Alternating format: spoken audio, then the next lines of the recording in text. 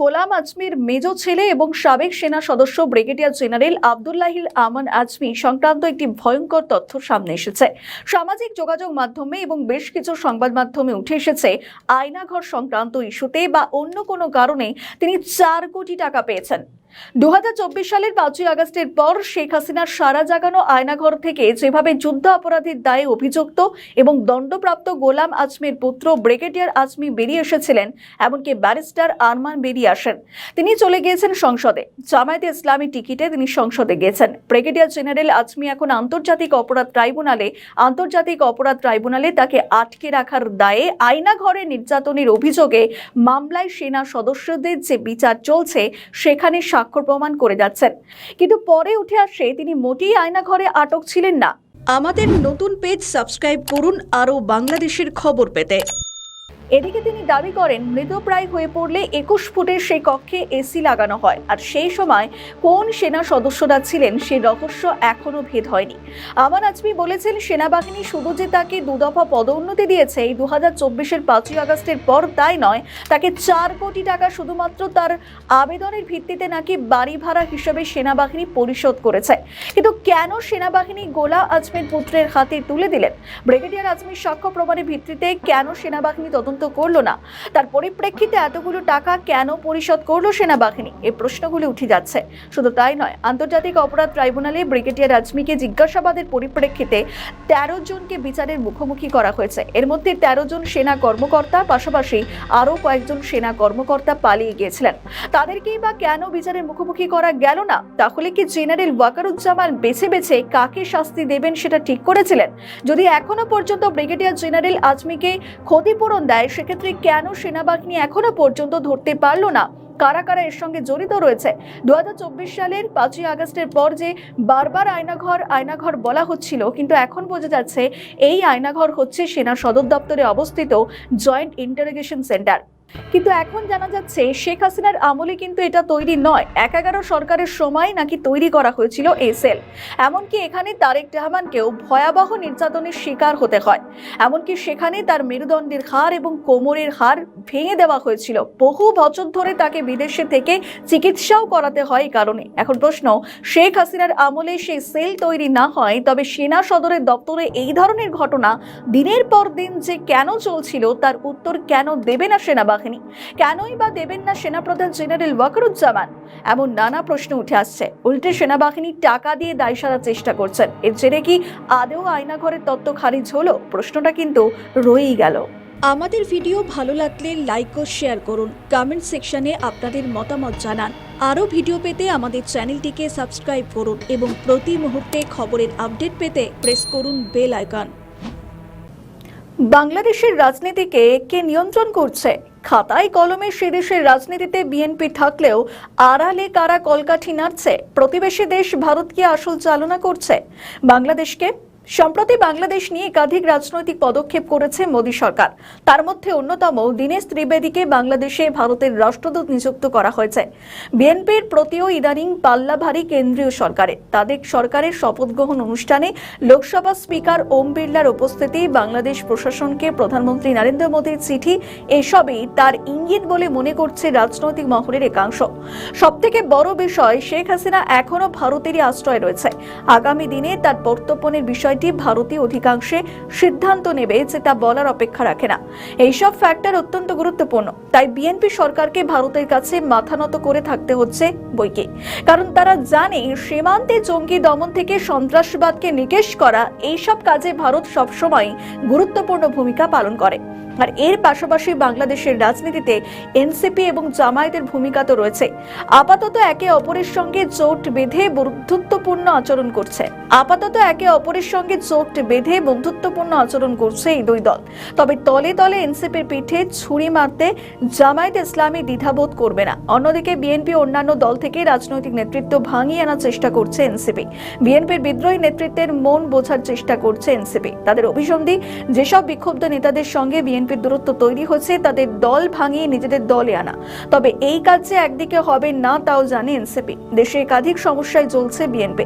তার মধ্যে অন্যতম জ্বালানির সংকট, হামির জেরে শিশু মৃত্যু, বিদ্যুতের সমস্যা সহ একাধিক। কিন্তু সবথেকে গুরুত্বপূর্ণ হলো বাংলাদেশকে তবে চালিত করছে কোন শক্তি? বাংলাদেশের রাজনীতি না বাংলাদেশের নাগরিকরা নিয়ন্ত্রণ করে? বাংলাদেশের রাজনীতি না বাংলাদেশের রাজনৈতিক দলের নেতাকর্মীরা নিয়ন্ত্রণ করে? বাংলাদেশের রাজনীতি না বাংলাদেশের খুবই গুরুত্বপূর্ণ এসেনশিয়াল ব্যক্তিবর্গরা নিয়ন্ত্রণ করে? দেখেন, এখানে বাস্তব প্রেক্ষাপট হয়েছে বাংলাদেশের রাজনীতি নিয়ন্ত্রণ করে বসুন্ধরা গ্রুপ, বাংলাদেশের রাজনীতি নিয়ন্ত্রণ করে এসালম গ্রুপ, বাংলাদেশের রাজনীতি নিয়ন্ত্রণ করে সালমান এফ রহমানের বেক্সিমকো গ্রুপ। সূত্রে খবর, রাজনৈতিক শক্তির ভারসাম্যের মাধ্যমেই পদ্মাপাড়ের রাজনীতি পরিচালিত হয়। আর এর একদিকে রয়েছে ক্ষমতাসীন দল বিএনপি, অন্যদিকে রয়েছে বিরোধী দল এবং আইন শৃঙ্খলা প্রশাসনের মতো রাষ্ট্রীয় কাঠামো। এর সঙ্গে জনগণের সমর্থন ও ভোট তো আছেই, যা চূড়ান্তভাবে রাজনৈতিক ক্ষেত্রে দিক নির্দেশ করবে। রাজনীতিবিদদের একাংশের মতে কোনো একক দল ক্ষমতায় থাকলে বাংলাদেশের রাজনীতি পরিচালনা করছে প্রকৃতপক্ষে বহু পক্ষের প্রভাব, প্রতিযোগিতা এবং জনগণের অংশগ্রহণ বা ভোট দানের ক্ষেত্রে। অর্থাৎ সরকারে তারেক রহমান বসে আছেন ঠিকই, কিন্তু তিনি যে বাংলাদেশের রাজনীতিতে চূড়ান্ত সিদ্ধান্ত নিচ্ছেন তেমনটা নয়। এইসব ফ্যাক্টর একযোগে কাজ করছে তার সিদ্ধান্ত গ্রহণের ক্ষেত্রে। আর তার মানে তিনি কোনো সিদ্ধান্তে ভুল করলে তার প্রভাব পড়বে জনগণ ও বিরোধী দলের আচরণেও। আমাদের নতুন পেজ সাবস্ক্রাইব করুন আরও বাংলাদেশের খবর পেতে। একসময় যে বিদ্যুৎ কেন্দ্রকে অদরকারি বলেছিল বিএনপি সরকার, সেই বিদ্যুৎ কেন্দ্র থেকেই সরকারিভাবে বিদ্যুৎ উৎপাদন করতে চলেছে বাংলাদেশ সরকার। কথা হচ্ছে রূপপুর বিদ্যুৎ কেন্দ্র নিয়ে। সূত্রে খবর, এই বিপুল অঙ্কের বরাদ্দ বাংলাদেশকে কিছুটা দিচ্ছে রাশিয়া।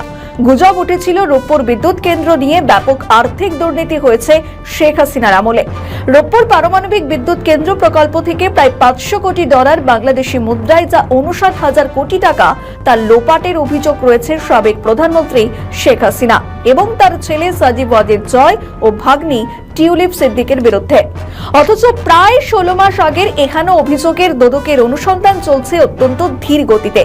রূপপুর পারমাণবিক বিদ্যুৎ কেন্দ্র ঘিরে বাংলাদেশের জ্বালানি খাতে যেমন নতুন সম্ভাবনা তৈরি হয়েছে, তেমনি এর বরাদ্দ অর্থ ব্যয় নিয়ে তৈরি হয়েছে নানা প্রশ্ন।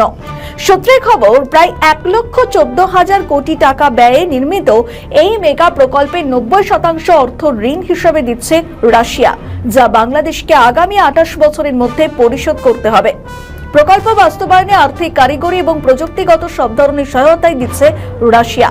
শুরুতে প্রতি ইউনিট বিদ্যুতের উৎপাদন খরচ 6 টাকা ধরা হলেও অভ্যন্তরীণ সূত্র বলছে বর্তমানে তা প্রায় 12 টাকায় পৌঁছতে পারে।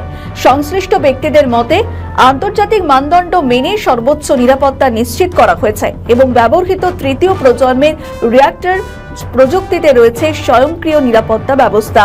প্রথম এই নমিনাল পাওয়ার তৈরি করবো first criticality within 1 month 29 days. এরপরে আমি আস্তে আস্তে পাওয়ার র্যাম্প আপ হবে 3%, 5%, 10%। বাংলাদেশ পরমাণু শক্তি কমিশন ব্যবহৃত জ্বালানি আন্তর্জাতিক তত্ত্বাবধানে রাশিয়ায় ফেরত পাঠানো হবে। প্রায় 60 বছর আয়ুষ্কালের এই বিদ্যুৎ কেন্দ্র যথাযথ রক্ষণাবেক্ষণের মাধ্যমে আরও 30 বছর পর্যন্ত চালু রাখা সম্ভব।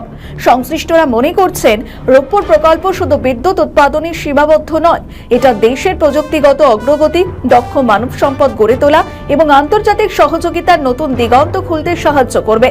বিশেষজ্ঞদের মতে পারমাণবিক বিদ্যুৎ উৎপাদনে কার্বন নিঃসরণ খুবই কম, যা জলবায়ু পরিবর্তন মোকাবিলায় সহায়ক। পাশাপাশি কম জ্বালানিতে বেশি বিদ্যুৎ উৎপাদনের কারণে কয়লা এবং গ্যাসের ওপর নির্ভরতা কমাবে এই কেন্দ্র। বিশ্বজুড়ে বিতর্ক থাকলেও আধুনিক সময়ে পারমাণবিক শক্তিকে পরিচ্ছন্ন জ্বালানি হিসেবেই বিবেচনা করা হচ্ছে। জানা গিয়েছে পারমাণবিক জ্বালানি মূলত ইউরেনিয়াম থেকে তৈরি হয় এবং ইউরেনিয়াম অক্সাইড দিয়ে ছোট ট্যাবলেটের মতো জ্বালানি দানা তৈরি করা হয়, যার ব্যাস সাধারণত 8 থেকে 15 মিলিমিটার এবং দৈর্ঘ্য 10 থেকে 15 মিলিমিটার। এসব পেলেট 4 মিটার দীর্ঘ ধাতব নলের মধ্যে দিয়ে সাজিয়ে তৈরি করা হয় জ্বালানি রড। পরে নির্দিষ্ট কাঠামো একাধিক রড একত্র করে তৈরি হয় ফুয়েল অ্যাসেম্বলি বা জ্বালানি ব্যান্ডেল। 2023 সালের 28শে সেপ্টেম্বর আকাশপথে রাশিয়া থেকে ঢাকায় আসে পারমাণবিক জ্বালানির প্রথম চালান। পরবর্তীতে আরও কয়েকটি চালান আসে এবং বিশেষ নিরাপত্তায় সড়ক পথে অক্টোবরে রূপপুরে নেওয়া হয়। মোট 164টি জ্বালানি বান্ডেল দেশে আনা হয়েছে, যার প্রতিটিতে রয়েছে 312টি করে জ্বালানি রড। বিদ্যুৎ উৎপাদনের জন্য এসব জ্বালানি বান্ডেল চুল্লির কেন্দ্রে স্থাপন করা হচ্ছে। প্রথম ইউনিটে একসঙ্গে 163টি বান্ডেল ব্যবহার করা হবে এবং জ্বালানি স্থাপন করলে প্রায় 18 মাস বিদ্যুৎ উৎপাদন সম্ভব। ব্যবহৃত জ্বালানি তেজস্ক্রিয় হওয়ায় তা বিশেষ ব্যবস্থায় রাশিয়ায় ফেরত পাঠানো হবে এবং আন্তর্জাতিক পরমাণু শক্তি সংস্থার নজরদারিতে প্রতিটি বান্ডেলের হিসাব রাখা হবে। রিঅ্যাক্টরের নকশা অনুযায়ী 163টি ফুয়েল অ্যাসেম্বলি করে বসাতে সময় লাগবে প্রায় 30 দিন। এরপর শুরু হবে ফিজিক্যাল স্টার্টআপ, যেখানে ফিশন রিঅ্যাকশন চালু করে প্রয়োজনীয় পরীক্ষা নিরীক্ষা সম্পন্ন করতে প্রায় 34 দিন সময় লাগবে। পরবর্তী ধাপে ধীরে ধীরে রিঅ্যাক্টরের ক্ষমতা বাড়ানো হবে 3%, 5%, 10%, 20% এবং 30%। উন্নতি করতে সময় লাগবে প্রায় 40 দিন। রিঅ্যাক্টরের ক্ষমতা 3% পৌঁছলেও জাতীয় গ্রিডে বিদ্যুৎ সরবরাহ শুরু হবে। ধাপে ধাপে পূর্ণ সক্ষমতায় যেতে এবং সব পরীক্ষা শেষ করতে মোট সময় লাগবে প্রায় 10 মাস। নির্মাণ চুক্তি অনুযায়ী প্রথম 3 বছর রাশিয়ায় জ্বালানি সরবরাহ করবে। এই সময়ে জ্বালানি আমদানি নিয়ে কোনো উদ্বেগ নেই। এরপর বাংলাদেশকে নিজ উদ্যোগে ইউরেনিয়াম আমদানি করতে হবে। তবে 2 বছর পর পর জ্বালানি পরিবর্তন করলেই কেন্দ্রটি সচল রাখা সম্ভব হবে।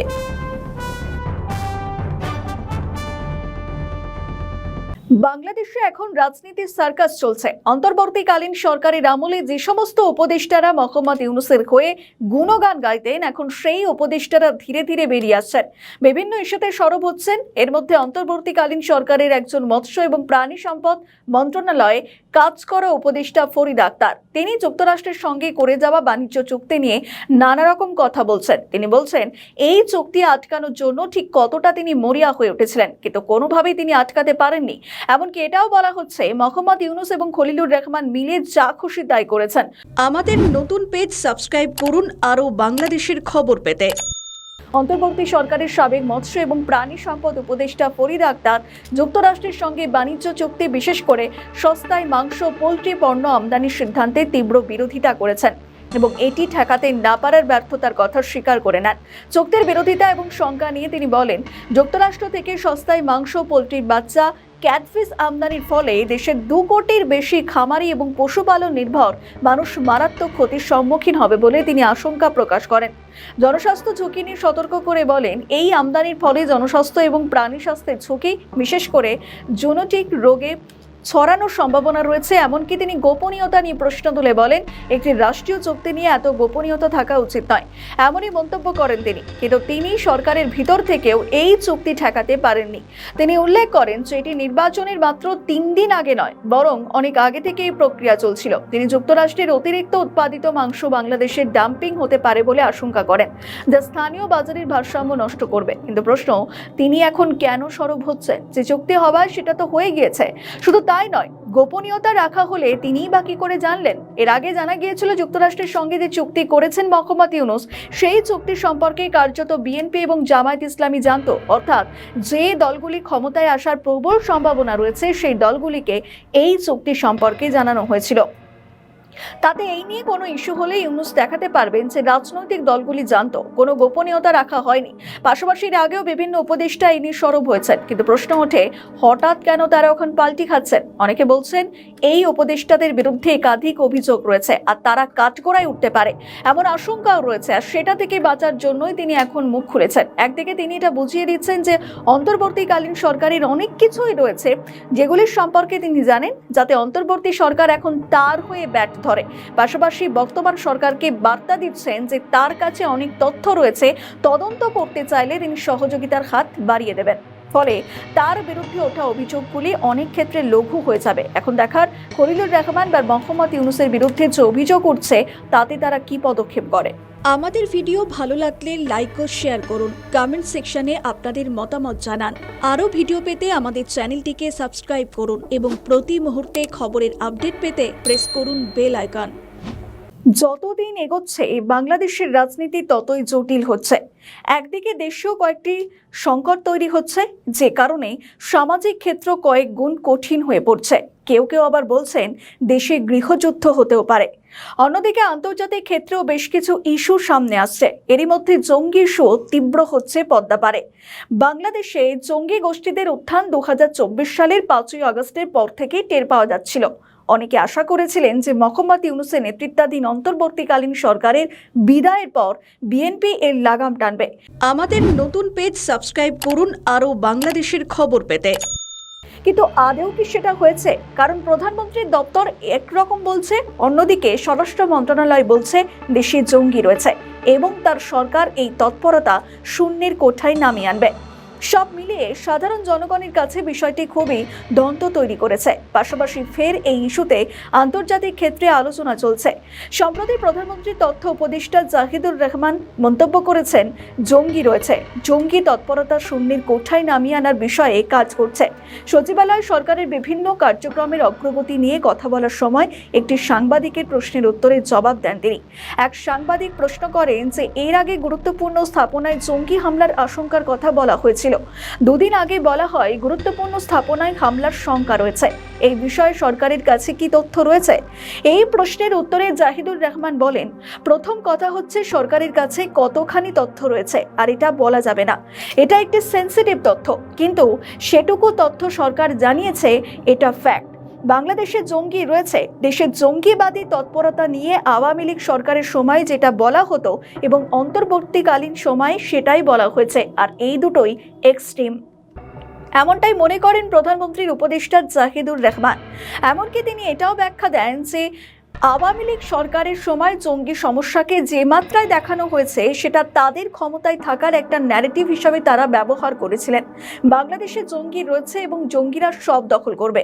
এদিকে স্বরাষ্ট্রমন্ত্রী বলেন, দেশে জঙ্গিবাদের কোনো অস্তিত্ব নেই। এর আগে ঠিক এরকমই কথা বলা হয়েছিল অন্তর্বর্তীকালীন সরকারের আমলে। স্বরাষ্ট্র উপদেষ্টা বলেছেন যে বাংলাদেশে কোনো ধরনের জঙ্গিবাদ নেই। ঠিক একই বিষয় লক্ষ্য করা যাচ্ছে তারেক রহমান সরকারের আমলে। এমনকি অন্তর্বর্তীকালীন সরকারের আমলে নিরাপত্তা উপদেষ্টা খলিলুর রহমান ভারত সফরে গেলে ভারতের নিরাপত্তা উপদেষ্টা অজিত ডোভাল একটি ডসিয়ার তুলে দেন। ভারত স্পষ্ট করে জানিয়ে দেয় যে জঙ্গি প্রসঙ্গে ভারত জিরো টলারেন্স। কিন্তু তারপরও পদ্মাপাড়ের উন্নতি ঘটেনি। তার মধ্যে তারেক সরকারের অন্দরে একাধিক ভাষ্য উঠে আসছে। ফের নতুন করে জঙ্গিবাদের উত্থানের কথা শোনা যাচ্ছে। সরকার বা প্রশাসন এখনই কোনো পদক্ষেপ না করলে তাদের বিপদে পড়তে হবে বলে মনে করছেন বিশেষজ্ঞরা। এখন দেখার পরিস্থিতি ঠিক কোন দিকে যায়। আমাদের ভিডিও ভালো লাগলে লাইক ও শেয়ার করুন। কমেন্ট সেকশনে আপনাদের মতামত জানান। আরও ভিডিও পেতে আমাদের চ্যানেলটিকে সাবস্ক্রাইব করুন এবং প্রতি মুহূর্তে খবরের আপডেট পেতে প্রেস করুন বেল আইকন।